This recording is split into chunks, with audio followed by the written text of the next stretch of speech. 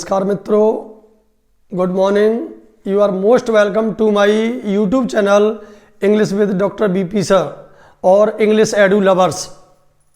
साथियों, जैसा मैं आपको लगातार यूट्यूब वीडियोस दे रहा हूँ, अगर आप तैयारी कर रहे हैं TGT, PGT, GIC lecturer, LT, DSSB आदि, तो जैसा मैंने पहले भी बताया कि आप मेरे चैनल पर नए हों तो मेरे वीडियोस देखें। अगर आपको पसंद ना आए तो लाइक करें, सब्सक्राइब करें और शेयर करना न भूलें। आप तैयारी करने में कई बार आपके अंदर निराशा का भाव मन में पैदा होता है। कुछ लाइनें, कुछ पंक्तियां हैं जिन्हें सुनें और ध्यान करें। अभी धरती का सहारा बाकी है, अभी धरती का सहारा बाकी है, किस्मत ने गिराया तो क्या, अभी काबिलियत का पिटारा बाकी है। अर्थात आपके अंदर वो काबिलियत है, वो क्षमता है जिससे आप अपने आप को सिद्ध कर सकते हैं। मैंने आपको पहले भी बताया, failures are the pillars of success. ऐसे नहीं तो ऐसे समझिए, रास्ता रास्ता भटके हैं, मंजिल भी है खोई सी, ए मुसाफिर जाता कहाँ, सूरत लेके रोई सी। गिरना कोई बुरा नहीं, क्यों गिर कर के है पड़ा हुआ, चल उठकर दौड़ अरे राही, ना मंजिल से तू दूर हुआ। अर्थात साथियों, मित्रों, डियर स्टूडेंट्स, अगर आपने पहले परीक्षाएं दी हैं और अगर आप सफल नहीं हुए हैं तो आपको तैयारी छोड़नी नहीं है। आपको अपनी प्रिपरेशन में कॉम्पिटिटिव एग्जाम्स के लिए निरंतर लगे रहना है। कहा जाता है कि Rome is not built in a day, अर्थात किसी भी काम को एक दिन में पूरा नहीं किया जा सकता। इससे पहले मैं आपको वोकैब और लिटरेचर की सीरीज देता रहा हूँ। आज हम चर्चा करेंगे life of John Keats, important facts and life of John Keats. Let's come to the point. John Keats is a younger romantic. John Keats younger romantics में से है। इसका जन्म 31 अक्टूबर 1795 फिन्सबरी मूरगेट, लंदन में हुआ। कहाँ हुआ मित्रों, डियर साथियों? जॉन कीट्स का बर्थ, जॉन कीट्स का जन्म आप जैसा देख सकते हैं 31 अक्टूबर 1795 फिन्सबरी मूरगेट, लंदन में हुआ। और he was the eldest son of Thomas Keats. He was the eldest son of Thomas Keats और फ्रांसिस जेनिंग्स। इसकी माता का नाम फ्रांसिस जेनिंग्स था और इसके पिता का नाम टॉमस कीट्स। कुछ बुक्स में टॉमस टॉम्बी इनका नाम दिया हुआ है, तो आपको इस पर कंफ्यूज होने की जरूरत नहीं है। और कीट्स हैज 3 सिबलिंग्स। आप जब सिनोनिम एंटोनिम पढ़ते हैं, siblings means brothers and sisters both. तो सिबलिंग वर्ड होता है भाई बहन के लिए, दोनों के लिए। तो जो हमारा इसके 3 भाई बहन थे, जॉर्ज, टॉमस, इनको टॉम के नाम से भी जाना जाता था। और इनकी एक सिस्टर थी फ्रांसिस मैरी। इनकी सिस्टर का क्या नाम था? Francis Mary. इसको जो उपनाम फैनी के नाम से भी इनका वर्णन है। अर्थात ये कुल मिला के 4 भाई बहन थे, John Keats, George Keats, Thomas Keats and Francis Mary अर्थात Fanny. Keats father was a stable keeper and hostler. कीट्स के पिताजी थे जो एक घुड़साल में काम करने वाले व्यक्ति थे और एक हॉस्टलर थे जो किससे अटैच था? स्वान एंड हूप इन। जहां ये काम करते थे उस संस्था का, उस इंस्टीट्यूशन का नाम क्या था? ध्यान रखेंगे, ये आपको कम किताबों में मिलता है। स्वान एंड हूप्स इन। ये इसमें स्टेबल कीपर और हॉस्टलर का काम करते थे।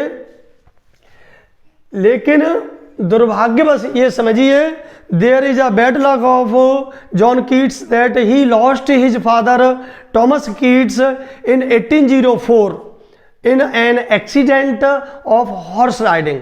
अर्थात चूंकि स्टेबल कीपर थे, जैसा मैंने आपको बताया है, इसी तरीके से आप समझिए कि ये एक बार घुड़सवारी करते हुए जा रहे थे तो इन्हें हॉर्स एक्सीडेंट हुआ और इसमें गिरने के बाद इनकी मृत्यु हो गई। So he lost his father in 1804 and he lost his mother in 1810, but when his father died his mother remarried after 2 or 3 months later. अर्थात जो जॉन कीट्स की माँ थी, उन सब बच्चों को छोड़ करके उन्होंने पहले क्या किया, रीमैरिड कर ली और द्वारा शादी करने के, लेकिन इनकी शादी ये ज़्यादा टाइम नहीं, within 6 month she left her new husband. अर्थात इसने अपने जो रीमैरिड करी थी उस हस्बैंड को छोड़ दिया। And she return to her parents. और ये दोनों भाई और जॉन कीट्स और इनकी sister, 4 siblings were in under custody or in guardianship of their grandparents Francis Jennings, not sorry, Francis Jennings, she is called Alec Jennings and Tom Jennings। तो जैसा आप देख सकते हैं कि इनको इनकी माँ के जाने के बाद इनके फादर ख़त्म हो गए, तो चारों बच्चों को John Keats, George Keats, Thomas Keats और नेक्स्ट फ्रांसिस मैरी, इन चारों को इनके ग्रैंड पेरेंट अर्थात नाना नानी के अंडर कस्टडी में रख दिया गया। और John Keats joined John Clarks school, अर्थात इन्होंने अपनी प्रारंभिक शिक्षा कहाँ से शुरू करी डियर स्टूडेंट्स, आप समझ सकते हैं। कौन कौन प्रेजेंट है बताएं जरा। हाँ, यस, हाँ कविता। तो ये जॉन क्लार्क्स के स्कूल से इन्होंने अपनी एजुकेशन प्रारंभ करी। He established friendship with Charles Cowden Clarke, और यहीं पर जो इस स्कूल के ओनर थे चार्ल्स काउडन क्लार्क, इनके बेटे थे। स्कूल के ओनर के बेटे का नाम क्या था, चार्ल्स काउडन क्लार्क। इनसे इनकी मित्रता हुई। He formed friendship with Charles Cowden Clarke who inspired Keats, who told Keats and introduced Keats about many work of Greek and Roman culture to study. So Charles Cowden Clarke inspired him, means Keats, to study Tasso, Spenser and Chapman's translation। अर्थात Charles Cowden Clark ने ही John Keats के अंदर poet बनने की भावना का सबसे पहले भाव डाला और प्रेरित किया। और उसने कौन कौन सी बुक से इंट्रोड्यूस कराया, किस राइटर से, तासो से, स्पेंसर से, चैपमैन के ट्रांसलेशन से। इनको पढ़ने के बाद जॉन कीट्स पोइम की ओर प्रेरित हुए। हालांकि शुरू में ही उन्होंने नहीं लिखी, लेकिन सबसे पहला वर्क इनका 1814 में imitation of Spencer, imitation of Spencer पहला वर्क था जो इन्होंने काव्य के रूप में काम किया। अर्थात इन्होंने, और आप जानते हैं कि स्पेंसर तो वैसे भी, Spencer is called poets poet. आपके लिए इंपॉर्टेंट क्वेश्चन है, टीजीटी पीजीटी वैसे भी history of literature, literary terms आदि जब पढ़ते हैं तो आपको बार बार पूछा जाता रहा है कि who is poets poet, poets poet कौन है। तो आप किस पर टिक करेंगे, एडमंड स्पेंसर। इसने अपने टाइम से लेकर के और टिल मॉडर्न एज और पोस्ट मॉडर्न पीरियड में भी स्पेंसर सभी को प्रभावित करते रहे हैं, इसलिए इनको पोइट्स पोइट कहा जाता है। और इस प्रकार से ही begin to, he means John Keats started translation of Aeneid of Virgil, but the first work came imitation of Spenser. 10 Keats lost his father in 1804 as I have told you, and mother in 1810, and he lost his father in an horse riding accident, and all children means all the siblings of Keats were in under custody or under guardianship of Alice Jennings, grandmother of John Keats. She also died in 1814. अर्थात ये बालक पूरी तरह से एक तरीके से कहें कि अनाथ हो गए, इन्होंने स्ट्रगल किया और इसके अलावा इनके पास कोई चारा नहीं था। और क्या हुआ, जब जॉन कीट्स ने 1811 में, अर्थात John Keats joined apprentice to Thomas Hammond. Who was Thomas Hammond? Thomas Hammond was a surgeon in July, not sorry, he joined apprentice in 1811 to Thomas Hammond. He was a surgeon and he completed it. He completed his apprentice in July 1815.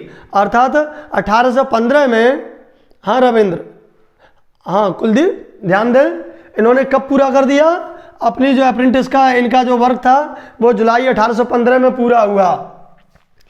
इन्होंने ये apprentice कहाँ की? Guys hospital. कहाँ पर? Guys hospital, जिसमें ये apprentice कर रहे थे सर्जन हेमंड के अंडर में। इसको किस नाम से जाना जाता है डियर स्टूडेंट्स? Guys hospital. आजकल इसको now it is known as King's College in London. आजकल जो उस समय जिसमें वो जॉन कीट्स ने गाइज हॉस्पिटल से जहाँ से अप्रेंटिस की, today it is known as King's College. It is situated in London.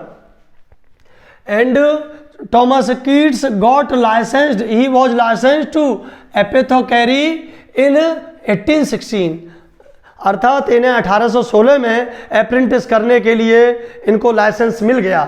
But he never practiced because he was made to write or compose poetry. और इसीलिए आज जॉन कीट्स रोमांटिक पोइट्स में ही नहीं सभी इंग्लिश पोइट्स में एक अद्वितीय स्थान रखते हैं। क्यों ये कहा है? बताइए किसने कहा है?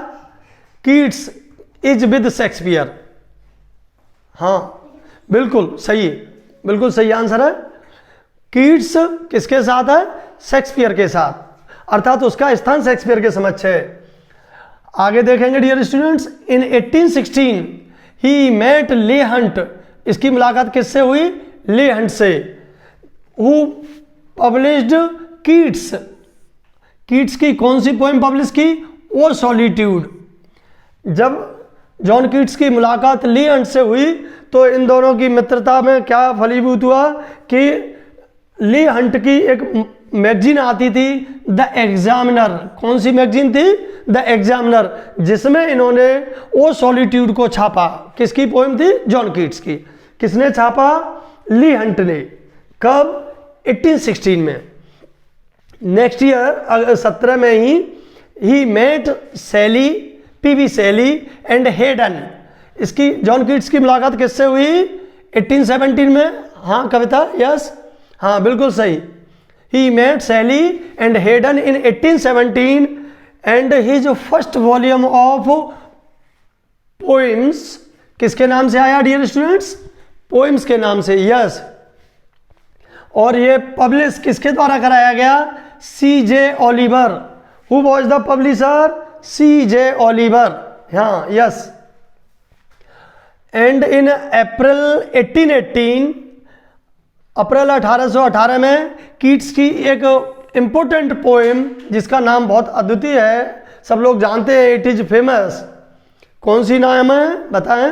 A thing of beauty is Joy for ever. ये किसकी लाइन है? एंडामियन की, यस। हाँ, तो ये 1818 में पब्लिश हुई। पब्लिश किसके द्वारा पब्लिश की गई थी? जैसे ये C.J. ओलिवर के द्वारा पब्लिश किया गया फर्स्ट वॉल्यूम ऑफ पोएम्स, ऐसे ही एंडामियन किसके द्वारा? Taylor and Hessey. लेकिन ब्लैकवुड मैगजीन एक निकलती थी उसी समय, जिसे कौन निकालता था? लॉकहार्ट। कौन निकालता था? Lockhart. Blackwood magazine made a harsh और critical attack on the work Endymion.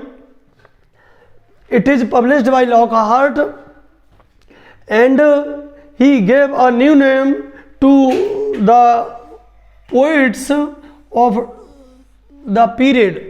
उनको एक नाम दिया कोकैनी स्कूल ऑफ पोइट्री, अर्थात इनको कहें तो बड़ा बुरा भला कहा। दो ही मैगजीन थी, एक ब्लैकवुड मैगजीन और बताएं? Yes, quarterly review. Very good, सही आंसर। तो ब्लैकवुड मैगजीन और क्वार्टरली रिव्यू, जिसमें Blackwood magazine by Lockhart, it made a harsh, he made a harsh attack on the poem Endymion and gave a name to the poets Cockney school of poetry. इससे Keats बहुत आहत हुआ। ली अंट ने तो Blackwood magazine को ही Keats की death के लिए जिम्मेदार माना।